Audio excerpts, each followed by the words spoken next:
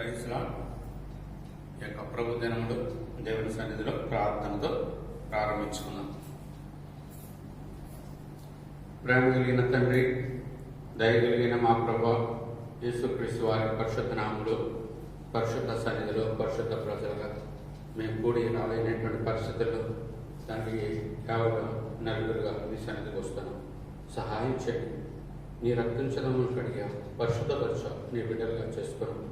తండ్రి ద్వారా సంఘానికి చెందిన ప్రతి కుటుంబం కొరకు ప్రార్థన చేస్తున్నాం. ఈ దినాన్ని 10 గంటలకు నీ యొక్క సన్నిధిలో నీ బిడ్డలు కూడానే ఉన్నారు, వారికి సహాయం చేయండి. ముఖ్యంగా తండ్రి మేము మీ సన్నిధిలో నీ ఇంటిలో కూడి వచ్చాం, మాకు సహాయం చేయండి. ఈ ఆన్లైన్ పరిచర్య ఇంత దేవుడికరంగా చేయండి. మీ సన్నిధిని ఉంచండి. ఆరాధనలో వాక్యం దయచేయండి, బలలో నీ మాటలు దయచేయండి, పాటల్లో తోడుగా ఉండండి. అన్ని విషయాల్లో మీ సహాయపడండి. ఎంతో మేలుకరంగా జీవదాయకంగా ప్రోత్సాహకరంగా ఉంచండి. ప్రతి కుటుంబాన్ని భద్రం చేయండి. మీరు అక్కడ కొరకు సిద్ధపరచండి. తండ్రి గృహాల్లో తండ్రి దేవా ఎవరు రక్షణ లేని వారు వింటున్నారో వారికి రక్షణ కలిగించండి. తండ్రి దేవా నామకార్థం ఉన్న వారిని నూతనపరచండి, బలపరచండి, తోడుగా నడిపించండి. తండ్రి హెబ్రోన్లో తండ్రి తండ్రి తోటలో ఆయా చోట్ల నీ బిడ్డలు చేస్తున్న పరిచర్య ఆలయంలో మీరే దీవించండి. ప్రతి స్థలంలో మీ కార్యాలు చేయండి. మా చుట్టూ మీ కంచెమేమి భద్రపరచండి. మీరే మహింపదు. సంఘంలో బలహీనలు తాకమని స్వస్థపరచండి. మీ ఘనకార్యాలు చేయండి. ఈ యొక్క కరోనా ఈ యొక్క ఇన్ఫెక్షన్ చెడిపించండి. ఇలా కోర్టు నుంచి విడుదల చేసి నీ సన్నిధికి నీ ప్రజలు రావడానికి సహాయపడమని మహిమ తెచ్చుకోమని యేసు ప్రభు నామమున స్తుతించి ప్రార్థించి వేడుచున్నా మా తండ్రి, ఆమేన్. ఆరాధన దేవుని సన్నిధానంలో మొట్టమొదటిగా ఆరాధన పాట పాడదాం.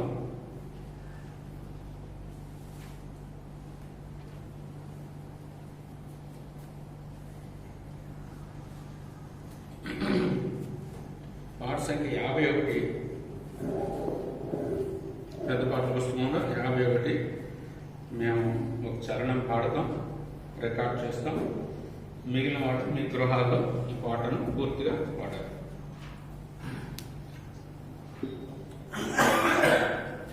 స్తుతింతున్ దేవుని సభలో, స్తుతింతున్ దేవుని సభలో, స్తుతింతున్ హల్లెలూయా.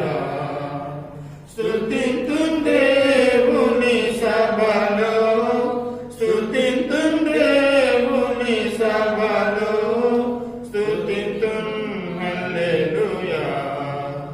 యథార్థవంతుల సంఘములో, యథార్థవంతుల సంఘములో హృదయపూర్తిగా స్తుతింతున్, హృదయపూర్తిగా స్తుతింతున్, స్తుతింతున్ హల్లెలూయా. స్తుతింతున్ దేవుని సభలో, స్తుతింతున్ దేవుని సభలో, స్తుతింతున్ హల్లెలూయా. నీ క్రియలను దేవా ఆశించువా. దేవుని వాక్యాన్ని ఆరాధన కోసం సుమారు 25 నిమిషాలు మనం చూస్తాం.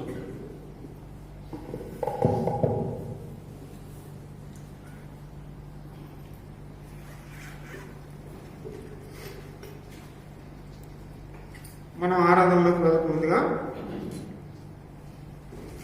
ఆదికాండము 12వ అధ్యాయము, ఆదికాండము 12వ అధ్యాయము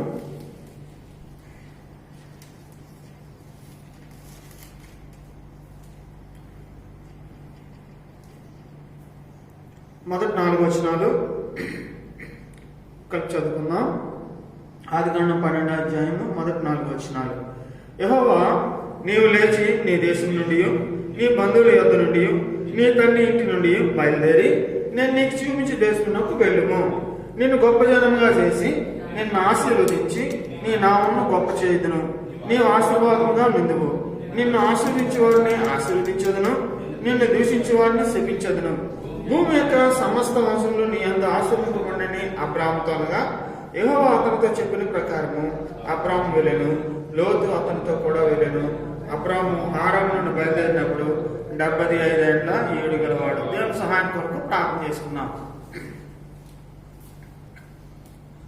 ప్రేమగలిగిన మీ పనులకు తండ్రి, నమ్మకమైన సత్యమైన దేవా, యేసుక్రీస్తు ప్రభువారి పరిశుద్ధమైన పూజిత నామంలో మరొకసారి నాన్న ప్రభా మమ్మల్ని మీకు పాసంలో పడవేసుకుంటున్నాం.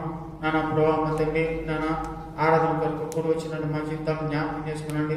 చదవబడిన లేఖన భావాలను ప్రమాదండి నాకు మాకు ప్రమాదండి విరిచి పంచిపెట్టండి. మరొకసారి ప్రభావతి నలుగురిని అయ్యగండి ప్రభావతండి నన్నిగా మీ సన్నిధిలో పడవేసుకుంటున్నాను. పరిపూర్ణ తీవ్రమైన నిపులతో ఉన్న నాలుక గొప్ప పెదవులు కాల్చండి ప్రభావ. నన్ను శుద్ధీకరించండి, నన్ను ప్రభావ పవిత్రపరచండి, నా దోషాపరాధాలను క్షమించండి ప్రభావ. నా తండ్రి మీ లేఖన భావాలను ప్రమాదండి సరైన రీతిగా ప్రమాదండి వివరించడానికి నాకు కూడా ప్రభావ సామాన్యం దయచేయవలసిందిగా కోరుకుంటున్నాను ప్రభావ. నా తండ్రి నాన్న ఎవరైతే మీ ప్రజలు ప్రభావం ఉన్నారో వారు కూడా ప్రభావండి నాన్న ప్రభావం తండ్రి విమనం ప్రభావం తండ్రి ఆత్మతోనూ సత్యంతోనూ ప్రభావండి నాన్న ప్రభావం తండ్రి ఆరాధించడానికి నాన్న ప్రభావం తండ్రి మీ లేఖన భావాలు ప్రభావండి మాకు నాన్న ప్రభావం విడిచి పంచిపెట్టమని మమ్మల్ని మా ప్రాణానికి నిహారం కృపగలమైనటువంటి హస్తాలు పెట్టుకుంటూ నిన్న నేడు నిరంతరం ఎదుగుతున్నటువంటి యేసుక్రీస్తు వారి పరిశుద్ధమైన నామంలో ఈ కృతజ్ఞతలు వేడుకుంటున్నాం మా తండ్రి. ఆమేన్. చదువుకున్నటువంటి భాగము మనకు బాగా పరిచయమైనటువంటి భాగము. ఇందులో అబ్రహాము ఆయనకి జీవితంలో ప్రభు ఆయన పిలిచినటువంటి విధానాన్ని ఇక్కడ మనము చూస్తూ ఉంటున్నాం. ఇక్కడ 3 విషయాలు మనకి అర్థమవుతా ఉన్నాయి.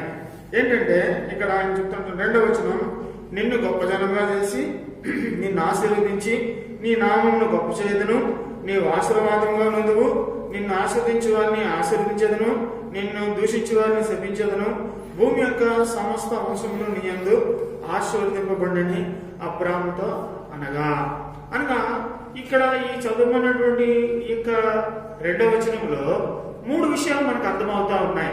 అనగా దేవుని యొక్క ఆశీర్వాదము మనం పొందడం, నెక్స్ట్ ఏంటంటే ఆశీర్వాద కార్యకులుగా చేయబడ్డము, అంతేకాంటే ఇతరుల్ని ఆశీర్వదించేటటువంటి ఈ యొక్క అనుభవం. ఈ 3 విషయాలు ఇందులో జ్ఞాపకం చేయబడతా ఉన్నాయి. అనగా ఒక వ్యక్తి అనగా దేవుని చేత పిలువబడినప్పుడు, ఒక వ్యక్తి దేవుని చేత అనగా ఆయనకి లోబడి ఆయన ఆశీర్వాదాన్ని పొందేటటువంటి పరిస్థితులు ఉన్నప్పుడు అక్కడ ఈ 3 విషయాలు అక్కడ ఆయన జ్ఞాపకం చేస్తా ఉన్నాడు. అబ్రహాము జీవితంలో అదే జరుగుతూ వచ్చింది. అనగా ఆయన దేవుని పిలుపుకు లోబడినాడు. ఆయన పిలిచినప్పుడు ఆయన బయలుదేరి వచ్చినాడు. ఎక్కడికి వెళ్ళాలో తెలియనటువంటి పరిస్థితిలో ప్రభు తను బయలుదేరబడినప్పుడు ఆ యొక్క బంధువుల దగ్గర నుంచి తన కుటుంబాలను అందరినీ సమస్తం విడిచిపెట్టి ప్రభు పిలుపు మేరకు బయలుదేరుతూ వచ్చినాడు. అనగా అందు గురించి అక్కడ 2వ వచనంలో అక్కడ చెప్పబడుతుంది. 3 విషయాలు, నిన్ను గొప్పగా జనముగా చేసి నిన్ను ఆశీర్వదించి, అనగా ఆయన నిన్ను ఆశీర్వదిస్తానని చెప్తా ఉంటున్నాడు. నీ నామను గొప్ప చేస్తున్నానని చెప్తా ఉంటున్నాడు.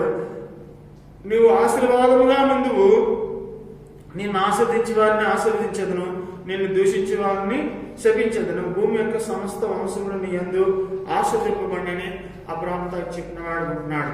ఈ యొక్క మాటని మనం ఒకసారి ధ్యానం చేసినట్లయితే దేవుని యొక్క ఆశీర్వాదము ఎంతో ఉన్నతమైనటువంటిది. అది ఈ భూలోక సంబంధమైనటువంటి ఆశీర్వాదం లాంటిది కాదు. అనగా ఈ లోకములో మానవుడు ఆశీర్వాదం అంటే ఏంటనుకుంటాడంటే, అనగా ఈ లోక సంబంధమైనటువంటి ఒక సంపదను బట్టి, అనగా ఇది గొప్ప సంపద ఉన్నప్పుడు ఇది దేవుని ఆశీర్వాదం అనుకునేటువంటి పరిస్థితులు ఉంటున్నాయి. ఇంకోటి ఏంటంటే మనకి ఆహారం సమృద్ధిగా ఉన్నప్పుడు ఇది దేవునికి ఆశీర్వాదము అని చెప్పి అనుకునేటువంటి పరిస్థితులు ఉంటాయి. కొంతమందికి మంచి వస్త్రాలు ఉన్నప్పుడు ఇది దేవుడు నన్ను ఆశీర్వదించాడు కాబట్టి నాకు ఇటువంటి మంచి వస్త్రాలు ఉన్నాయనేటువంటి పరిస్థితి ఉన్నాయి. నెక్స్ట్ ఏంటంటే దీర్ఘాయువు, అనగా ఎక్కువ సంవత్సరాలు మనం బతికినప్పుడు ఇది దేవునికి ఆశీర్వాదము అనేటటువంటి పరిస్థితి ఉంటుంది. ఇంకోటి చూస్తే మనం చూడండి, మన పిల్లల్ని మనము చూసినప్పుడు అది కూడా దేవునికి ఆశీర్వాదము అని చెప్పి మనం తరించినటువంటి వారు ఉంటాం.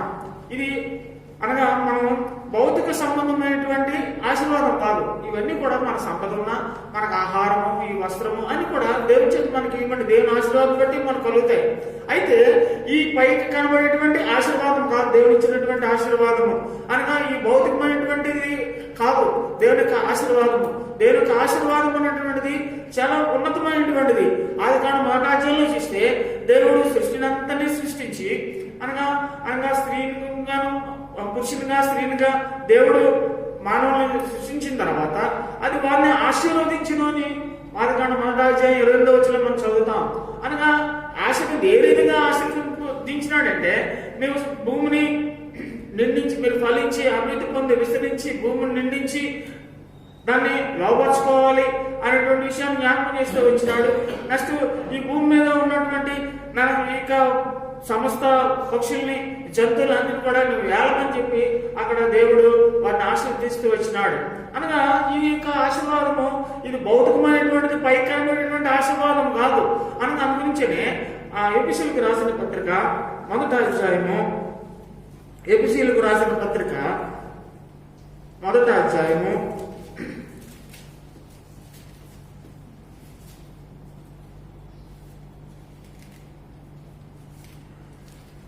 3 నుంచి మనం చదివినట్లయితే, ఎఫెసీయులకు రాసిన పత్రిక 1వ అధ్యాయము 3 నుంచి 7 వచనాలు మనం చూసినట్లయితే 9 వరకు, మన ప్రభువైన యేసుక్రీస్తు యొక్క తండ్రి యొక్క దేవుడు స్తుతింపబడుగాక. ఆయన క్రీస్తునందు పరలోక విషయంలో ఆత్మ సంబంధమైన ప్రతి ఆశీర్వాదమును మనకు అనుగ్రహించెను. అనగా దేవుడికి ఆశీర్వాదం ఏంటంటే పరలోక విషయంలో ఆత్మ సంబంధమైనటువంటి ఆశీర్వాదం, అది దేవుని యొక్క ఆశీర్వాదము. అనగా ఈ లోకంలో ఉన్న చాలా మంది ఆరాధన చేసినప్పుడు ఏంటి, ప్రభా నాకు ఈ విధంగా నన్ను కాపాడను, నాకు ఎంత ఆస్తి ఇచ్చినావు, లేక నాకు ఎంత సంపాదించినావు, ఇదంతా కూడా నీ యొక్క ఆశీర్వాదం ప్రభా అని చెప్పి భౌతికమైనటువంటి దాన్ని బట్టి ఆరాధించినటువంటి వారు ఉంటారు. అది దేవుడు ఏంటంటే నీకు భౌతికంగా ఇచ్చిన దాన్ని బట్టి నువ్వు దేవుడిని ఆరాధించాలి, దాన్ని బట్టి నువ్వు దేవుడిని ఘనపరచాలని నేను కోరటం లేదు. దేవుడిని ఆత్మ విషయంలో ఒక గొప్ప ఆశీర్వాదం ఇచ్చినాడు. ఆ ఆశీర్వాదాన్ని నువ్వు ఎరిగి నువ్వు దేవుడిని గణపరచాలా, దేవుడిని ఆరాధించాలా, అది దేవుని యొక్క ఉన్నతమైనటువంటి ఉద్దేశము. ఏంటి అంటే ఈ యొక్క వచనాల్లో ఆయన తెలియజేస్తూ వచ్చినాడు. చూడండి, 4వ వచనం చదువుతున్నాను. ఎట్లనగా తన పీనియందు తాను ఉచితముగా మనకు అనుగ్రహించిన తన కృపా మహిమకు కీర్తి కలిగినట్లు తన చిత్త ప్రకారమైన దయా సంకల్పం చొప్పున యేసుక్రీస్తు ద్వారా తనకు కుమారులుగా స్వీకరించుటకై మనల్ని ముందుగా తన కోసం నిర్ణయించుకొని మనం తన ఎదుట పరిశుద్ధులమును నిర్దోషములై ఉండవాలని జగత్తు పునాది వేయబడక మునిపే ప్రేమ చేత ఆయన క్రీస్తులో మనల్ని ఏర్పరచుకొనెను. దేవుని కృపా మహదైశ్వర్యం బట్టి ఆ ప్రియనందు ఆయన రక్తం వలన మనకు విమోచనము, అనగా మన అపరాధములకు క్షమాపణ మనకు కలిగి ఉన్నది. కాలం సంపూర్ణమైనప్పుడు జరగవలసిన ఏర్పాటును బట్టి ఆయన తన దయా సంకల్పం చొప్పున తన చిత్తమును కూర్చిన మర్మను మనకు తెలియజేసి మనకు సంపూర్ణమైన జ్ఞాన వివేచన కలుగుటకు ఆ కృపను మన ఎలా విస్తరింపజేసెను. ఇక్కడ అపోస్తలుడైన పౌలు ఎఫెసీయులకు రాస్తూ ఆయన చెప్పినటువంటి విషయాలు ఇక్కడ జ్ఞాపకం చేస్తా ఉన్నాడు. యేసుక్రీస్తు ప్రభువునందు ఏ విధమైనటువంటి ఆత్మ సంబంధమైన ఆశీర్వాదం అంటే, మొట్టమొదటిగా ఆయన చెప్తుంది ఏంటంటే మనల్ని ఆయనకు కుమారులుగా స్వీకరించిన కొరకు, అది మొట్టమొదటిది. రెండోది మనం చూస్తే అనగా తన ఎదుట మనము పరిశుద్ధులుగా నిర్దోషులుగా ఉండాలనేటువంటిది ఉద్దేశము రెండవది ఉంటుంది. మూడవది మనం చూస్తే రక్తం వలన అనగా మనకి విమోచన, పాప క్షమాపణ అనేటువంటిది మూడవ విషయం మనకి ఇక్కడ జ్ఞాపకం చేయబడుతుంది. నాలుగో విషయం చూస్తే తన చిత్తమును కూర్చున్న మర్మమును మనకు తెలియజేయాలి అనేటువంటి విషయాన్ని ఇక్కడ జ్ఞాపకం చేస్తా ఉంది. ఐదవది చూస్తే సంపూర్ణమైన జ్ఞాన వివేచన మనకి కలుగడం కొరకు. ఇది ఈ యొక్క గొప్ప 5 దేవుని యొక్క ఆశీర్వాదాలు. మొట్టమొదటిది ఏంటంటే మనము దేవుని యొక్క కుమారులు కనుక దేవుని చేసి సృష్టింపబడ్డాం. అయితే దేవునికి అనుకూలంగా కాకుండా దేవునికి దూరస్థలమైనటువంటి మనల్ని అనగా దేవునికి మనము దేవుని యొక్క మాటను వినకుండా ఆయన కుమారులుగా ఉండడానికి మనం ఇష్టపడకుండా మన పాపం చేత మనం దేవునికి దూరం అయిపోయినప్పుడు యేసుక్రీస్తు ప్రభులో మనల్ని జ్ఞాపకం చేసుకున్నాడు. మనల్ని తిరిగి దేవునికి కుమారులుగా కుమార్తెలుగా చేయడానికి ఆయన ఇష్టపడినటువంటి వాడు ఉంటున్నాడు. అది యేసుక్రీస్తు ప్రభులో అని గురించి ఆయన చెప్తా ఉన్నాడు. ఆయన కృపా మహిమకు కీర్తి కలుగునట్లు అని చెప్తా ఉన్నాడు. అనగా ఆయన మహిమకు కీర్తి కలగాలనే ఉద్దేశంతో మనల్ని ఏం చేసినాడంటే కుమారులుగా స్వీకరించినాడు. తన ఎదుట పరిశుద్ధులుగా నిర్దోషులుగా మనల్ని ఉండాలనేటువంటి కోరిక కలిగినటువంటి వాడు ఉంటున్నాడు. మనము మన పాపం చేత మనం చచ్చిపోయినటువంటి పరిస్థితులు ఉంటున్నాం. అటువంటి మనల్ని ఏం చేసినాడంటే మనం పరిశుద్ధులుగా చేయడం కొరకు, మనకి నిర్దోషులుగా మనల్ని ఉంచాలని చెప్పి దేవునికి ఉద్దేశమై ఉన్నటువంటిది. మూడోది చూస్తే ఆయన మనకి విమోచన, పాప క్షమాపణ మనం కలిగి చేసినటువంటి విధానం జ్ఞాపకం చేస్తుంది. నాలుగోది తన చిత్తమును గురించినటువంటి మర్మమును, అనగా యేసుక్రీస్తు ప్రభు యొక్క విషయం మనం ఆలోచన చేస్తే ఆయన మర్మమై ఉన్నట్టున్నాడు. అనగా మనం గలతీయులకు రాసిన పత్రికలో ఇంకా వీటన్నిటి మనం చూస్తే మర్మమై ఉన్న క్రీస్తు, అనగా యేసుక్రీస్తు ప్రభు మర్మమై ఉంటున్నాడు. ఆ మర్మాన్ని, అనగా తన చిత్తం కూర్చున్న మర్మాన్ని మనకు తెలియజేయాలనేటువంటిది ఆయన గొప్ప ఉద్దేశమై ఉన్నటువంటిదిగా ఉంటుంది. అనగా సంపూర్ణమైన జ్ఞాన వివేచన మనకు కలిగి ఉన్నటువంటి వారంగా చేయడం కొరకు ఇది దేవుని యొక్క పరలోక సంబంధమైనటువంటి ఆశీర్వాదాలు. ఈ యొక్క ఆశీర్వాదాలు ఎవరైతే పొందుతారో వారు ఏం చేస్తారంటే, ప్రభువా నువ్వు ఒకప్పుడు నేను నా జీవితంలో ఇటువంటి ఆశీర్వాదం నేను కలిగినటువంటి వాడుకుంటున్నాను, ఈ భూ సంబంధమైనటువంటి దాన్ని బట్టే నేను ఆశీర్వాదం అనుకుంటూ తలుస్తూ వచ్చినాను. అయితే నువ్వు నా మనోనేతను వెలిగించి యేసుక్రీస్తు ప్రభులో ఈ కృపలో నన్ను జ్ఞాపకం చేసుకొని నాకు ఇటువంటి ఆదిత్యనిచ్చినావు అని చెప్పి దేవుణ్ణి ఆరాధించినటువంటి వారు ఉంటాం. అనగా దేవుని యొక్క ఆశీర్వాదం అంటే ఇక్కడ దేవుని యొక్క ఆశీర్వాదం కలిగి ఉండడం ద్వారా మనకి ఏంటంటే జరుగుతుంది అనేటువంటి ఒకసారి మనం జ్ఞాపకం చేసుకుంటే చూడండి. అనగా ఈ యొక్క ఆశీర్వాదం ఎవరికి కలుగుతుంది అంటే కీర్తన గ్రంథము 3వ అధ్యాయం.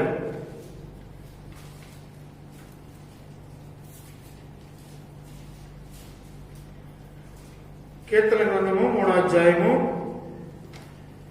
8వ వచనంలో రక్షణ యెహోవాది, నీ ప్రజల మీదకి నీ ఆశీర్వాదము వచ్చునుగాక. ఇక్కడ దేవుని వాక్యంలో చెప్పబడుతుందంటే రక్షణ అనేటువంటిది ఆయన యెహోవాది. అట్లా మనం రక్షింపబడ్డామంటే అది ఆయన యొక్క మహా ఉచితమైనటువంటి కృప, ఆయన ద్వారానే మనం రక్షింపబడ్డాం. అయితే ఈ ఆశీర్వాదం ఎవరికి వస్తుందంటే ఆయన ప్రజల మీదకి ఈ యొక్క ఆశీర్వాదము వచ్చేది ఉంటుంది. అనగా ఆయన ప్రజలుగా లేకపోతే ఈ ఆశీర్వాదం ఉండదు. ఈ భూలోకంలో చాలా మంది కూడా గొప్ప ధనవంతులైనటువంటి వారు ఉన్నారు, అనగా గొప్ప గొప్ప ఆస్తులు పనులైనటువంటి వారు ఉంటున్నారు. అయితే దేవునికి ఉద్దేశం ఏంటంటే నీ లోకంలో నీకు సంపద గురించి కానీ, లేకున్నటువంటి అనగా వెండి బంగారాల గురించి కానీ, లేదంటే ఇతరత్రమైనటువంటి యొక్క సంపన్నమైనటువంటి స్థితిలో ఉన్న అది కాదు దేవుడు కోరుతున్నటువంటిది. అనగా దేవుడి ప్రజలకు ఒక ఆశీర్వాదం ఉంది. ఆ ఆశీర్వాదం ఎవరికంటే ఎవరైతే ఆయన ప్రజలకి చేయబడతారో వారికే ఆశీర్వాదము. అనగా మనం ఒకసారి మనం ఆలోచన చేసుకుంటే చూడండి, 1 పేతురు పత్రిక 1 పేతురు 2వ అధ్యాయము 10వ వచనంలో ఈ విధంగా చెప్పబడుతూ ఉంది. ఒకప్పుడు ప్రజగా ఉండగా ఇప్పుడు దేవుని ప్రజ అయితిరి, ఒకప్పుడు కనికరింపబడక ఇప్పుడు కనికరింపబడిన వారైతిరి అని చెప్తా ఉంటున్నాడు. అనగా ఒకప్పుడు మనం చూస్తే మనం దేవుని ప్రజలుగా ఉన్నటువంటి వారం కాదు. అయితే ఇప్పుడు ఏం చేసినాడంటే మనల్ని ఆయన ప్రజలుగా చేసుకున్నాడు. అనగా ఆయన విశ్వాసం ఉంచడం ద్వారా యోహాను సువార్త 1వ అధ్యాయంలో చెప్పబడుతుందంటే తన అందరూ అంగీకరించిన వారికి అందరికీ, అనగా తన నామం విశ్వాసం ఉంచిన వారికి అందరికీ దేవుని పిల్లలకు ఆయన అధికారం అనుగ్రహించి చెప్పబడతా ఉంది. అనగా యేసుక్రీస్తు ప్రభుని స్వంత రక్షణగా అంగీకరించడం ద్వారా, యేసుక్రీస్తు ప్రభుని విశ్వాసం ఉంచడం ద్వారా మనం ఏం చేయమంటే దేవునికి ప్రజలుగా చేయబడతా ఉన్నాం. పై వచనంలో చూస్తే 1 పేతురు పత్రిక 2వ అధ్యాయము 9వ వచనంలో చూస్తే, మీరు చీకట్ల నుండి ఆశ్చర్యకరము తన వెలుగులోనికి మిమ్మల్ని పిలిచిన వారి గుణాంశాలను ప్రచురం చేయ నిమిత్తము ఏర్పరచబడిన వంశమును, రాజులైన యాజక సమూహమును, పరిశుద్ధ జనమును, దేవుని సొత్తైన ప్రజలై ఉన్నారు. అనగా దేవునికి సొత్తైనటువంటి ప్రజలుగా మనం చేయబడుతూ వచ్చినాం. దేవునికి సొత్తుగా చేయబడిన ప్రజల మీదకి దేవునికి ఆశీర్వాదం వచ్చేది ఉంటుంది.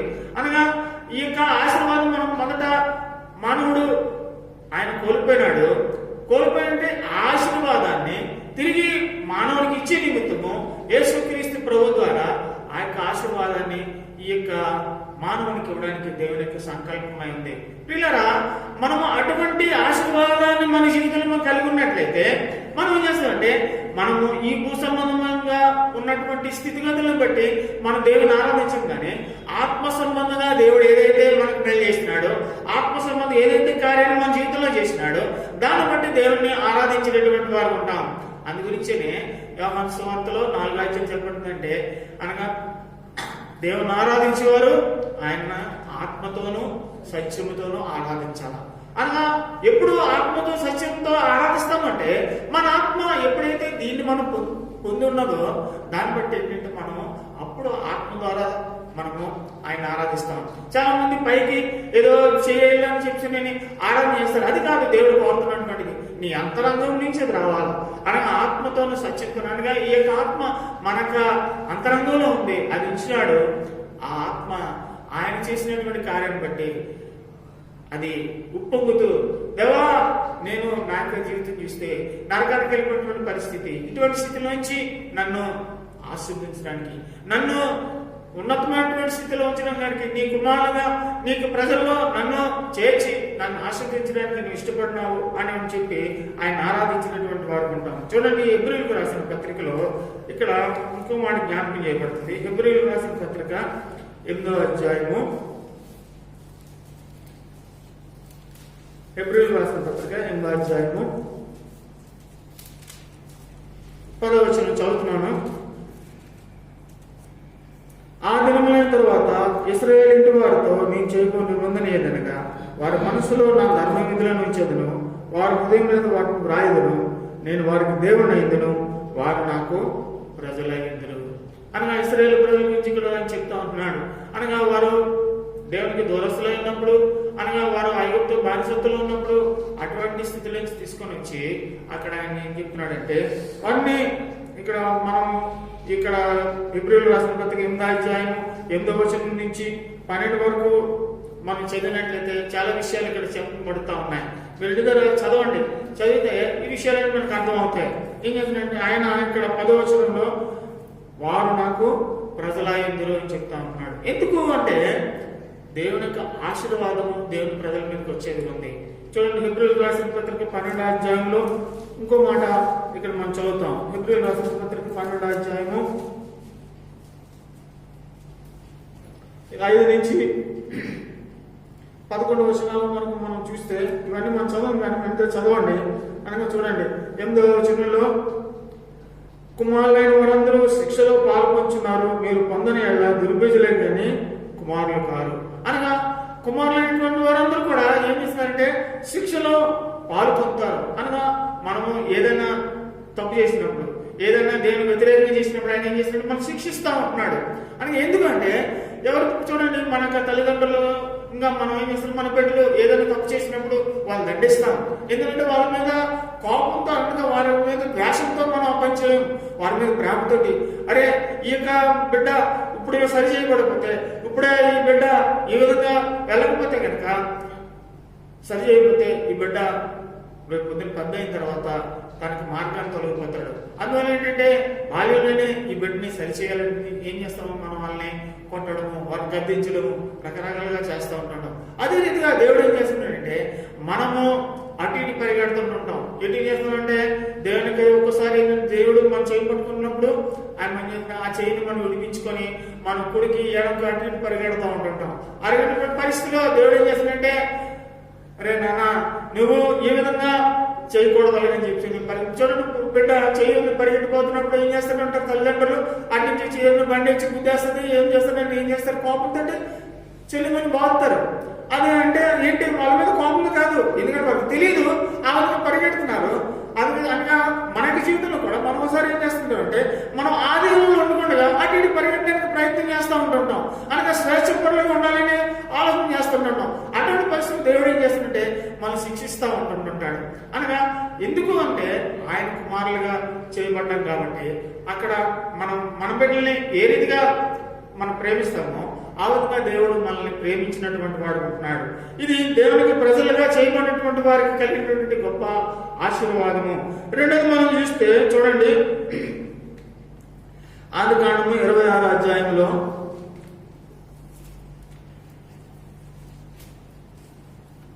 ఆదికాండము 26వ అధ్యాయంలో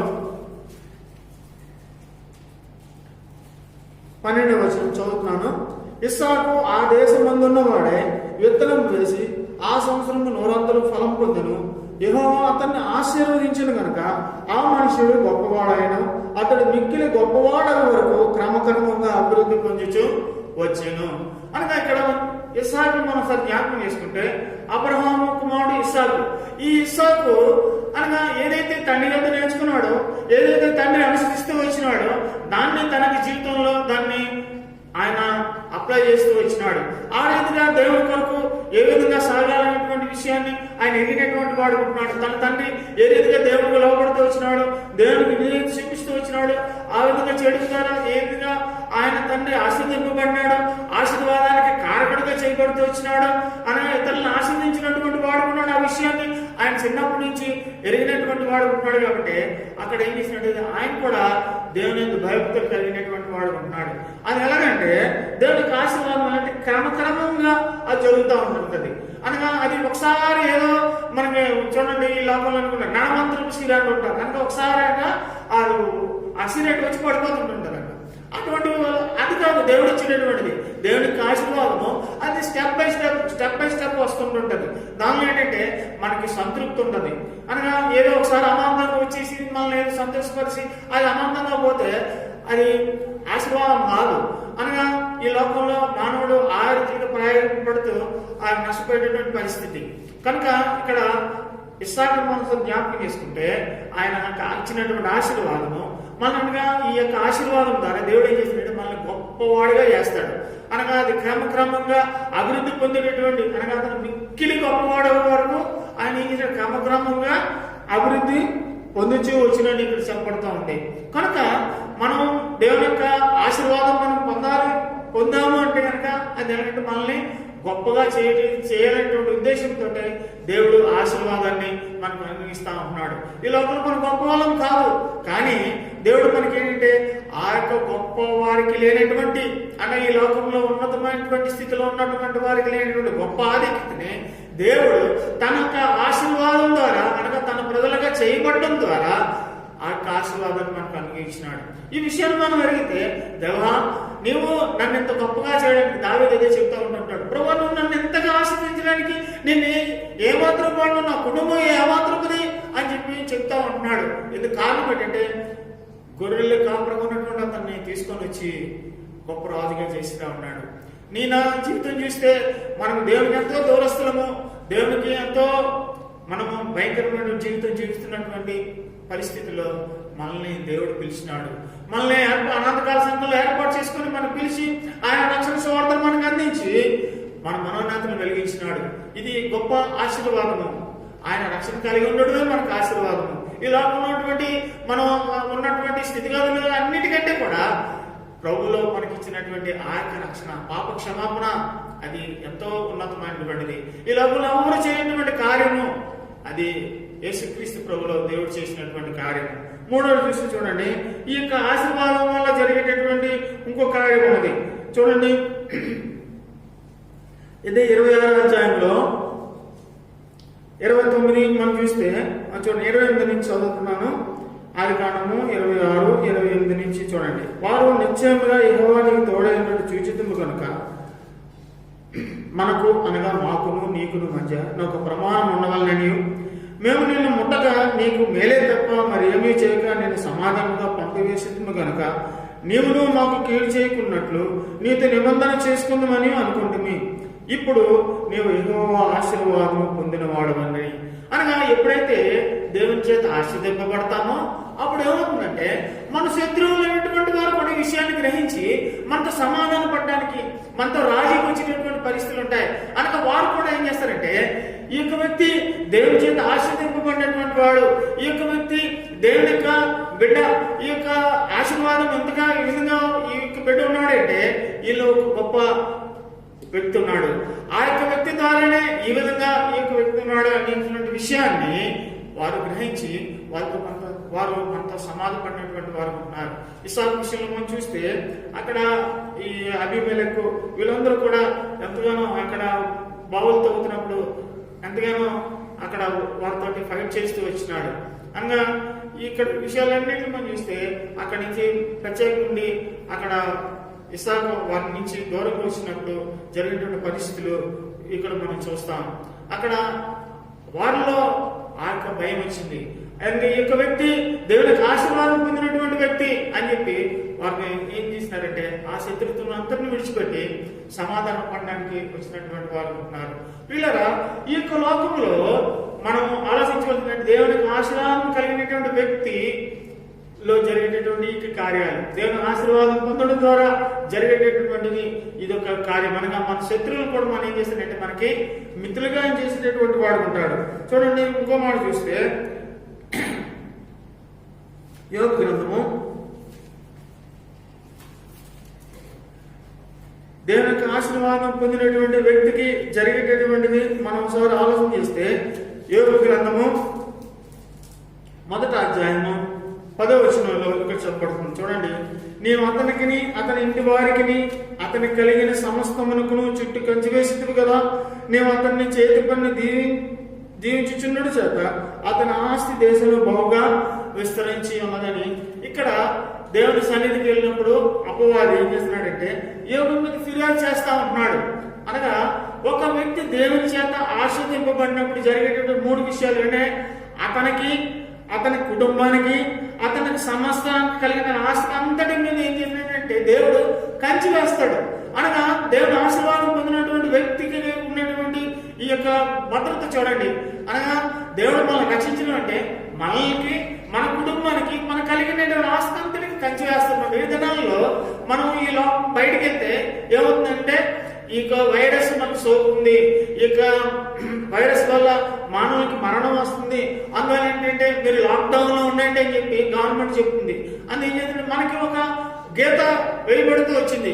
ఆ గీత దాటి వస్తే ప్రమాదం ఉంది సుమి అనేటువంటి విషయాన్ని జ్ఞాపకం చేస్తుంది. కానీ ఏం చేస్తున్నారంటే కొంతమంది ఆ యొక్క గీతను దాటి వెళ్ళి అపాయం తెచ్చుకోవడానికి ప్రయత్నించేటటువంటి వారు ఉంటున్నారు. అనేక సార్లు కూడా దేవుడు మనకి కంచి వేసినప్పుడు, అనగా దేవుడు మనకు ఆశీర్వాదం ఇచ్చినప్పుడు మనం ఏం చేస్తున్నామంటే ఈ కంచి దాటి మనం మన విధాలుగా దేవునికి ఉగ్రత పాల్గొనడానికి మనం ప్రయత్నం చేసేటటువంటి వారు ఉంటాం.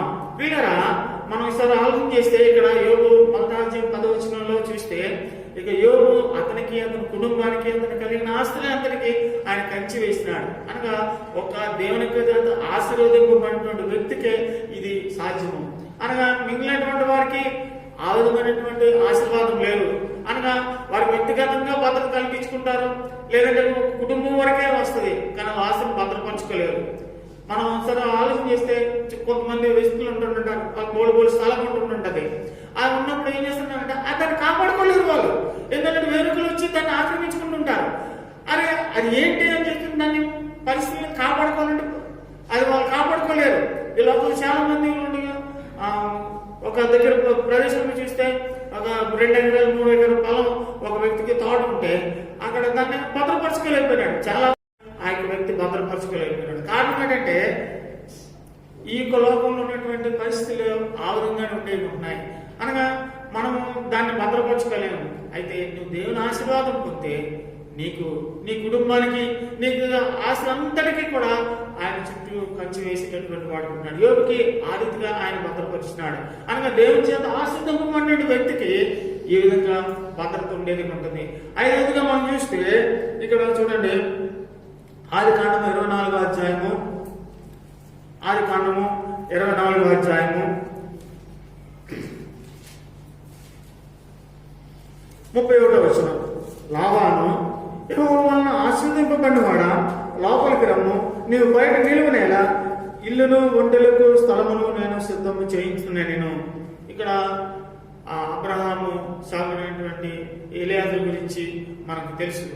ఇక్కడ ఆ యొక్క వ్యక్తి అబ్రహాం కుమారుడైనటువంటి ఇస్సాకుకి భార్యను వెతకడానికి అబ్రహాం ద్వారా ఆది పొద్దు బయలుదేరి వెళ్ళినప్పుడు అక్కడ జరిగినటువంటి పరిస్థితులు మనకు తెలిసినప్పుడు ఇక్కడ అన్ని మనం చూడంగానే ఇక్కడ లాబాను ఆ యొక్క ఎలియాజరుని ఏం సంబోధిస్తుందంటే, యెహోవా వలన ఆశీర్వదింపబడిన వాడా, లోపలికి రమ్ము, నీవు బయట నిలువనేలా అని అక్కడ ఆయన ఆహ్వానిస్తున్నాడు. అనగా ఇక్కడ మనం ఆలోచించవలసింది ఏంటంటే, నువ్వు దేవుని చేత ఆశీర్వదింపబడితే నువ్వు బయట ఉన్నప్పుడు కూడా ఏంటంటే గొప్ప ఆహ్వానం నువ్వు అందుకుంటావు. కనుక నువ్వు ఆశీర్వదింపబడినప్పుడు మనకి ఇతరులు చెప్తే అరే నువ్వు అక్కడ ఉండిపోయినావు ఏంటి, నువ్వు లోపలికి రా అని చెప్పి ఆహ్వానించినటువంటి వారు ఉంటారు. గొప్ప గొప్ప వ్యక్తులు ఉంటుంటారు. గొప్ప గొప్ప వ్యక్తులు ఆ ధర ఉండడానికి మనకి ఏమైనటువంటి అర్హత ఉండదు. అటువంటిప్పుడు అనగా దేవుడు నిన్ను అనగా ఆయన ప్రజగా చేసుకుంటే దేవుని ఆశీర్వాదం నీకు వచ్చినప్పుడు అక్కడ నువ్వు దూరంగా ఉంటే, నువ్వు బయట ఉండిపోతే అప్పుడు అరే సహోదరుడా రా లోనికి రా అని చెప్పి ఆహ్వానిస్తుంటారు. మనం అసలు ఆలోచన చేసుకుంటే ఒకప్పుడు మనము మన పరిస్థితులు ఏంటి, అసలు ఆ విధంగా కనీసము వాళ్ళకి మనతోటి సహవాసం చేయడానికి మనం ఆహ్వానమా అనుకుంటే కాదు. కానీ అటువంటి వ్యక్తి మన లోనికి ఆహ్వానించేటట్టే మనం ఏమనుకుంటాం, అరే నేను ఇంత దానికి నేను ఆహ్వానం కాదు కదా, అయితే ఆయన ఇంత నన్ను ప్రేమిస్తున్నాడు. ఎందువల్ల వస్తుందంటే దేవుని యొక్క ఆశీర్వాదం బట్టి అది వచ్చేది ఉంటుంది. పిల్లరా ఇవి ఆత్మ సంబంధమైనటువంటి బాహ్యంగా ఉన్నటువంటిది మనం ఆలోచన చేసాం. కానీ దేవాది దేవుడు మనల్ని ఆయన సన్నిధికి మనం ఆహ్వానిస్తూ ఉంటున్నాడు. దేవుడి ప్రజలతో మనం సహవాసం చేయడం మన అర్హులం కాదు. కారణం ఏంటంటే మన పాపం చేత అపరాధం చేత చచ్చినటువంటి వారు. అటువంటి మనల్ని ఆయన ప్రజలతో చేసినాడు. ఆయన ఇంట్లో రావడానికి మనం అర్హులం కాదు. దేవుడి ప్రజలతో చేతబడి మన అర్హులం కాదు. అయితే ఆయన మన మనోన్నతం కలిగించడం ద్వారా, ఆయన మనం యేసుక్రీస్తులో విశ్వాసం ఇచ్చడం ద్వారా ఆ యొక్క గొప్ప రక్షణ కలుగు చేసి ఆయన ప్రజలుగా చేసి ఆయన కుమారులుగా చేసుకుని ఆయన ఆశీర్వాదాన్ని మనకు అనుగ్రహించినాడు. ఈ ఆశీర్వాదం నీ జీవితంలో పొందితే నీవు యేసు ప్రభుని ఆయన చేసినటువంటి కార్యం బట్టి ఆయన్ని ఆరాధించేటటువంటి వాడుకుంటావు. ఇంకా నువ్వు జీవితంలో అటువంటి ఆశీర్వాదం నువ్వు పొందలేదంటే కనుక ఒకసారి నువ్వు పరిశీలన చేసుకో. నీ పరిస్థితి ఏంటి? ఈ యొక్క లోకము గతించిపోయినటువంటి ఉన్నది అనగా దేవుడు రాకడిపించినట్టు అనేకమైనటువంటి సంఘటనలు జరుగుతూ ఉన్నాయి. నువ్వు ఇంకా నీ జీవితాన్ని ఈ యొక్క లోకంలో పరిస్థితులు బట్టి నువ్వు కొనసాగుతూ ఉన్నట్లయితే ఒక దినాన్ని విడిచిపెట్టబడేటువంటి పరిస్థితులు ఉంటాయి. దేవుని వాక్యంలో మన భారతక్క ఒక మాట జ్ఞాపకం చేసినారు. జయించినటువంటి వారే ఆయన ఎదుర్కొంటూ ఉంటారట. అనగా యేసు ప్రభు వచ్చినప్పుడు ఆయన ఎదుర్కొనేటువంటి పరిస్థితులు ఎవరు ఉంటారంటే జయించే జీవితము. అనగా ఈ లోకంలో ఉన్నటువంటి పాపాన్ని, ప్రతిదినటువంటి ఈ లోక సంబంధమైన శరీరాశ, నేత్రాశ, జయోబ్రహ్మాన్ని నువ్వు జయించినటువంటి విధానంలోనే ఉంటేనే నీవు యేసు ప్రభు వచ్చినప్పుడు ఎత్తబడేటటువంటి వారు ఉంటావు. ఎవరైతే జయించరో వారందరూ విడిచిపెడతారని అక్కడ శాపనాలు ఆమె చెప్తూ వచ్చినారు. దేవునికి వాక్యం మనకు అందించబడుతుంది. దేవుని వాక్యంతో మనం హెచ్చరికలు చేయబడతా ఉంటున్నాం. మనము ఇంత నేను ఒకసారి చెప్పినాను, తెలుగులో సామెత ఉంటుంది, ఇంత బతికి ఇంటి వెనకాల సాగు అంటుంటారు. అనగా మనం ఇంతకాలము ప్రభుత్వం కలిగి ఉన్నాం అని చెప్పి ఇంతలోకి మనం చెప్పుకుంటున్నాం కాదు. మన యొక్క జీవితము ప్రభు రాకడి కొరకు సిద్ధపాటు చేసుకోవాలా. మన హెబ్రోన్లో దేవదాస్ గారు పోయిన ఆదివారం ఫైనల్ మెసేజ్ అని చెప్తా ఉన్నప్పుడు లాక్డౌన్ ఎందుకు ఇవ్వబడిందంటే మనకి ఇవ్వబడినటువంటి సెలవు దినాల్లో మనం ప్రభు కొరకు ఇంకా సిద్ధపడాలా. దేవుడి రాకడ సమీపం ఉందని అని చెప్పి మనం సిద్ధపాటు చేసుకోవడం కనుక ఈ యొక్క లాక్డౌన్, ఈ యొక్క సెలవులు ఇవ్వబడుతూ వచ్చినాయి. మనం ఏమైనా సాకులు చెప్తామేమో అని చెప్పి ఆ యొక్క సాకుల నుంచి అనగా మనకు అవకాశం లేకుండా అనగా దేవునికి సాకులు చెప్పేటటువంటి వారంగా మనం అనుకుండగా ఇదిగో నీకు పాలన టైం ఇవ్వబడింది, నువ్వు అనవసరంగా నీ టైం అర్థం చేసుకున్నావు, నువ్వు నష్టపరుచుకున్నావు. అందువల్ల నీకు దేవుని వాక్యం ఎందుకు చెప్పబడుతున్నప్పుడు నువ్వు సిద్ధపాటు చేసుకోలేదు. అందువల్ల ఏంటంటే నువ్వు విడిచిపెట్టబడతావు అనే విషయాన్ని మత్తయి సువార్త 25వ అధ్యాయంలో బుద్ధిగల కన్యకులు, బుద్ధి లేని కన్యకులు వర్తమానంలో మనం చూసినట్లయితే వారు దేవుని ఇంట్లో వచ్చినారు.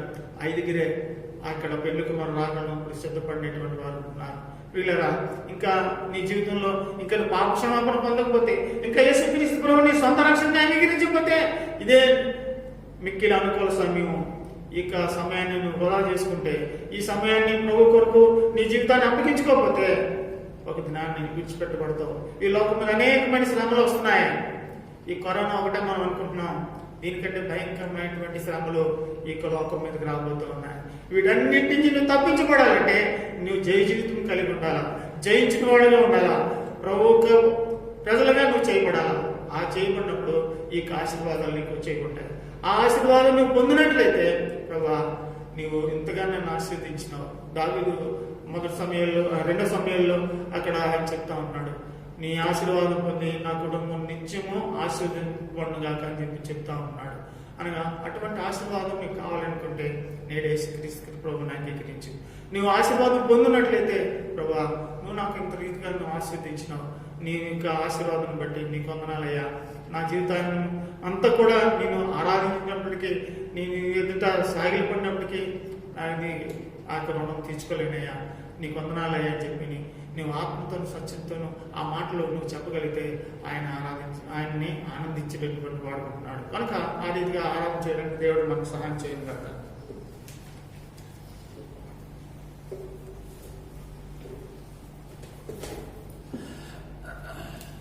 ప్రార్థన చేద్దాం. ప్రేమ కలిగిన తండ్రి, అబ్రహాం జీవితంలో మీరు ఏర్పాటు చేసుకొని ఏ రీతిగా ఆయన ఆశీర్వదించినావో, ఆశీర్వాద కారణంగా చేసి అనేక జనాంగానికి ఆశీర్వాదంగా సిద్ధం చేసినావు, అలాగే మా జీవితాల్లో దాని భూ సంబంధమైన దాని గురించి కాకుండా పర సంబంధమైంది దాన్ని పత్రికలు మీ జ్ఞాపకం చేశారు. నీకు వందనాలైనా మీ రక్షణ, మీ సంకల్పం, మీ పిలుపు, మీ ఏర్పాటు, మీ యొక్క దాని కృప అన్నింటిని బట్టి నీకు వందనాలు. అంత మాత్రమే కాదు, ఇస్సాకుని ఆశీర్వదించావు, ప్రేమకి ఆశీర్వదించావు. ఆశీర్వదించినప్పుడు ఏ రీతిగా ప్రభా శత్రువులు కూడా మిత్రులుగా చేస్తావో, దాని నీ ఆశీర్వాదం ఎంత గొప్పదో దాన్ని మేము ఎంతో ఆహ్వానాన్ని అనుభవిస్తున్నాం. ఈ విషయాలు గమనించి దాని ద్వారా పొందిన వారు, మిమ్మల్ని ఎరిగిన వారు మిమ్మల్ని స్తుతించడానికి సహాయం చేయండి. ఇంకా ఎవరు ఆశీర్వదించబడలేదో వారి జీవితాల్లో కార్యం చేయండి. మంచి ఆరాధన సమయం దయచేయండి. యేసు ప్రభు నామమున స్తుతించి ప్రార్థిస్తున్నాం మా తండ్రి. మనంతా లేచి నిలబడి 532వ పాట పాడుతాం. చరణం పాడిన తర్వాత